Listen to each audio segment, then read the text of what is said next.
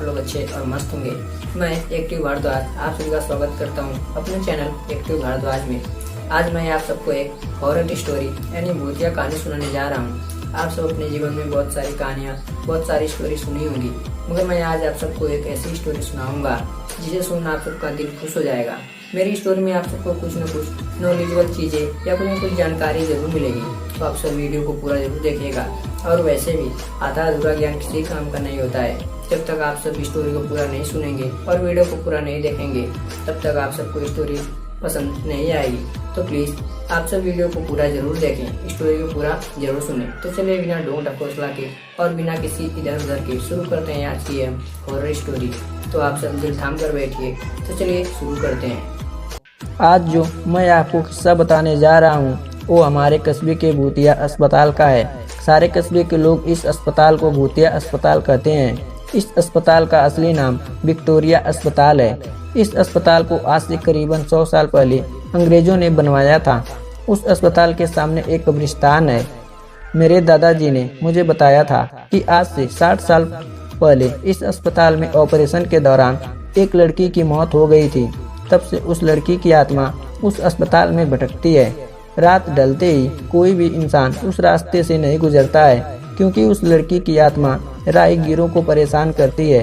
हालांकि मैं दादाजी की बातों पर ज़्यादा विश्वास नहीं करता था और उनकी कहानियों में ज़्यादा विश्वास नहीं रखता था। एक रात मैं अपने 2 दोस्तों अंकित और राजू के साथ रात को बाइक पर घूम रहा था। तभी मेरे एक दोस्त ने मुझसे विक्टोरिया अस्पताल वाले रास्ते से चलने को कहा। हम में से कोई भी ज्यादा भूत प्रेतों पर विश्वास नहीं करते थे और हमने उस रास्ते से जाने का पक्का किया।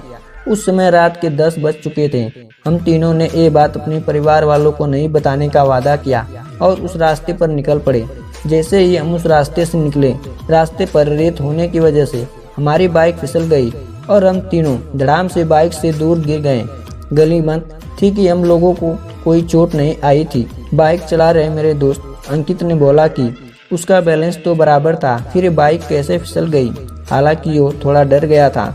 मेरे दूसरे दोस्त ने राजू ने बाइक चलाने को कहा। अब राजू बाइक चला रहा था। हम 1 किमी ही चले थे कि अचानक हमारी गाड़ी का टायर पंचर हो गया और गाड़ी की स्पीड तेज होने से गाड़ी इस बार भी पिछली बार से भी दूर तक फिसलती गई। इस बार हमें कोहनिया और घुटनों पर थोड़ी चोट आई थी। अंकित फिर से बोला कि इस जगह में जरूर कोई गड़बड़ है, हम लोग वापस उल्टे चलते हैं। लेकिन मैंने और राजू ने उसकी बात नहीं मानी और बाइक उठाकर पैदल चलना शुरू कर दिया। हम थोड़ी दूर ही चले थे कि अचानक किसी लड़की की चीखने की आवाजें सुनाई दी। ये सुनकर हम रुक गए और अंकित बोला, अरे यार, तुम लोगों को चीखने की आवाजें सुनाई दे रही है क्या? हमने उसकी बातों को अनसुना कर कहा, कोई जानवर की आवाजें होंगी। 5 मिनट चलने के बाद फिर वही चीख फिर से सुनाई दी। इस बार तो हम दोनों को भी थोड़ा थोड़ा लगने लगा। हम तीनों ने वापस चलने के बारे में सोचा, लेकिन हम रास्ते के बीच में आ गए थे। पीछे चलने में 3 किमी और आगे चलने में 2 किमी और बाकी थे। हम लोगों ने आगे जाने का सोचा। थोड़ा आगे चलने पर हमें बरगद के पेड़ के नीचे एक औरत दिखाई दी। इतनी रात को अकेली औरत को देखकर हमारे तो रोंगटे खड़े हो गए थे। हम लोगों ने पीछे मुड़ने का सोचा, तभी वो बूढ़ी औरत चिल्लाई, बेटा रुको, मुझे हाईवे तक का रास्ता बता दो। हमने पूछा कि इतनी रात को आप इस रास्ते से कैसे निकल रही हो? तो उस बुढ़िया ने कहा कि मैं पड़ोस के गांव की रहने वाली हूँ, मेरे पास पैसे नहीं है, इसलिए मैं पैदल ही निकल पड़ी। हाईवे के उस पार मेरा गांव है। हमने उस बुढ़िया की बात का विश्वास कर लिया और आगे निकल पड़े। रास्ते में वो बुढ़िया हमसे सारी बातें पूछने लगी। बुढ़िया हम तीनों के पीछे चल रही थी। हम तीनों दोस्त अब अपनी बात कर रहे थे।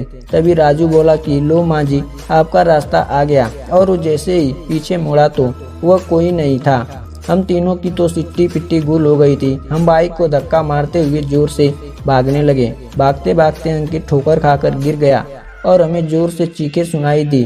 हमने भी बाइक को वहीं पटक कर अंकित को साथ लेकर दौड़ने लगे और अस्पताल के पास कब्रिस्तान तक पहुंच गए। ये सब घटित होते 12 बज चुके थे। हम पसीने से थरथर हो गए थे और कब्रिस्तान पार करके एक मंदिर पर जाकर रुक गए, क्योंकि अब बिना बाइक के घर जाते तो जूते पड़ते। इसलिए उस रात मंदिर में ही रुक गए और सुबह होते ही बाइक लेकर अपने अपने घर आ गए। और घर वालों दोस्त के यहीं रुकने का बहाना बना लिया। उस रात के बाद से हम उस रास्ते से कभी नहीं गए। मुझे आज भी सपनों में वो भूतिया बुढ़िया और चीखने की आवाज़ें सुनाई देती है। तो दोस्तों, ये कहानी से आपको क्या सीख मिलती है, इस कहानी से आपको क्या पता चलता है, आप कमेंट बॉक्स में ज़रूर बताएं। और भूत प्रेतों पर जहाँ तक मेरा मानना है कि जैसे भगवान होते हैं वैसे भूत प्रेत भी होते हैं, तो इस बात को अनदेखा न करें और अपना ध्यान और अपने परिवार का ध्यान रखें। तो चलिए मिलते हैं एक ऐसी कहानी के साथ नेक्स्ट वीडियो में। तब तक के लिए धन्यवाद।